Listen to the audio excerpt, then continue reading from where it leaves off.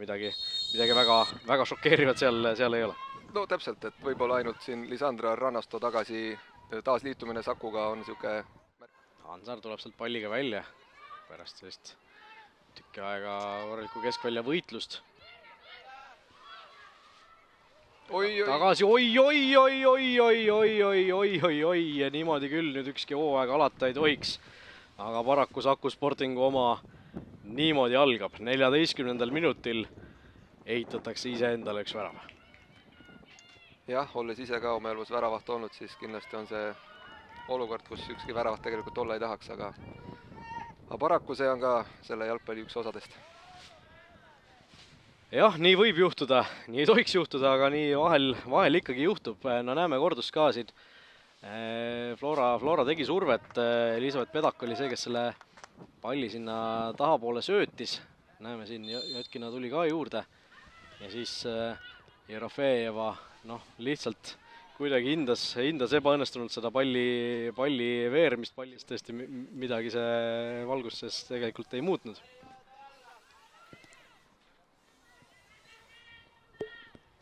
Nüüd oli liinida hea pall taas ja seekord ei ole suluseisu ka. Palts. Todingu vastu tuleb sealt löök.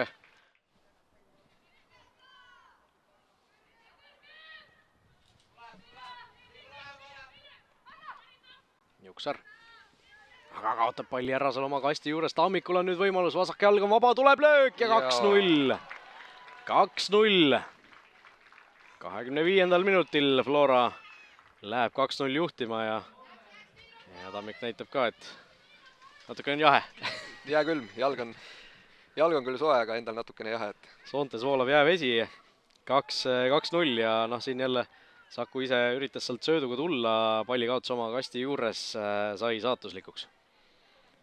Jah, täpselt, ja kui juba Lisetel see vasak jalg vaba on, et siis ta ilmselgelt seda võimalust kasutab ja peale ka lööb ja tihti peale need löögid tugevad ja täpselt ka on, mida siis ka seekord nägime.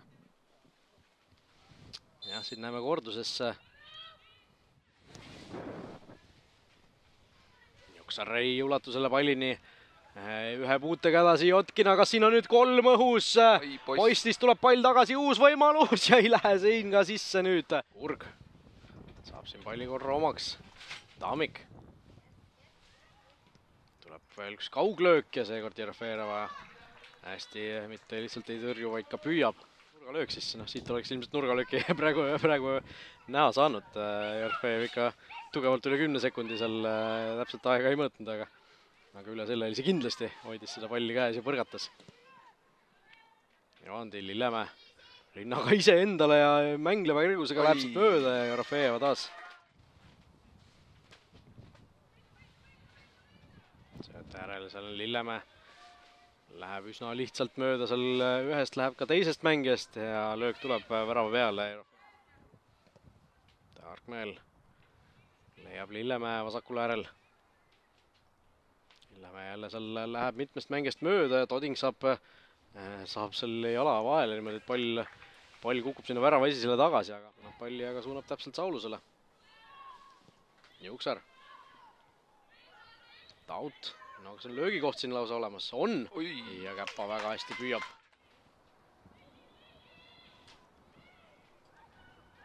Viispuu keerutab seal Juksari vastu.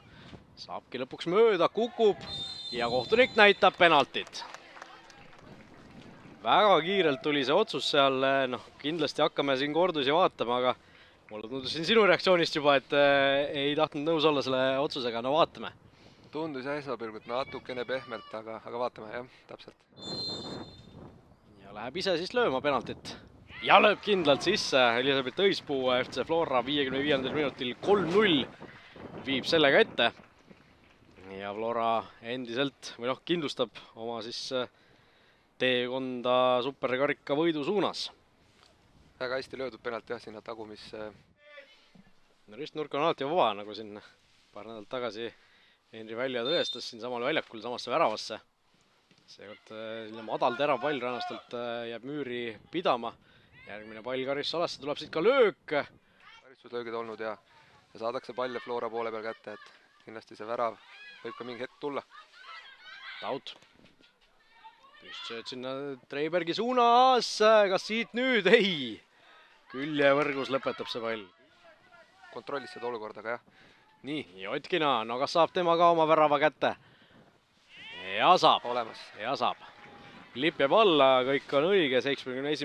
minutil FC Flora läheb seda kohtumist juhtima 4-0 ja Anželika Jotkina saab ka värava täna kirja. Ühe ja värava juba enne esimesel poolel siin lõi, aga see suluseisu tõttu ei lugenud. Nüüd oli kõik õige ja skoor kasvatatud 4-0 peale. Jah, et võib nii öelda, et Anželika jätkab sealt, kus ta siis eelmine hooaeg lõpetas. Ehk lööb väravaid mängudes. Ja kindlasti ründaja jaoks niisugune väga oluline koht oma esimeses ametis.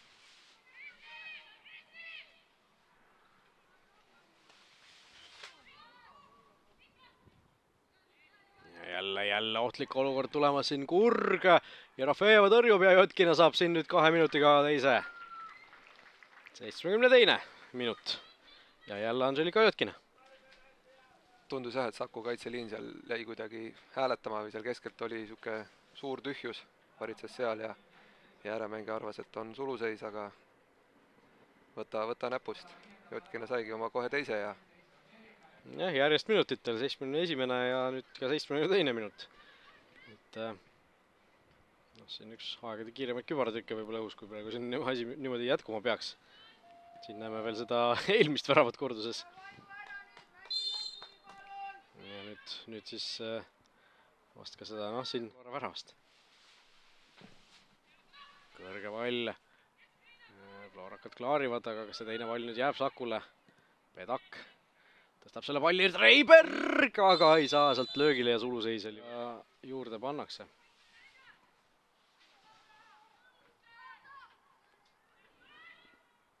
Rannasto. Suudab Saku veel ühe siit ikka ära lüüa. Rannasto läheb, madal pall, või mitte madal pall, aga no, kas suudab Florakad selle ära klaarida, siis on ilmselt kõik ka. Ja nii ongi, väljaku kohtunik vilistab tänase mängu lõppenuks 2 aastat järjest. FC Flora alistab Saku. Võta korra maha. Nii, võta. Nii, nüüd.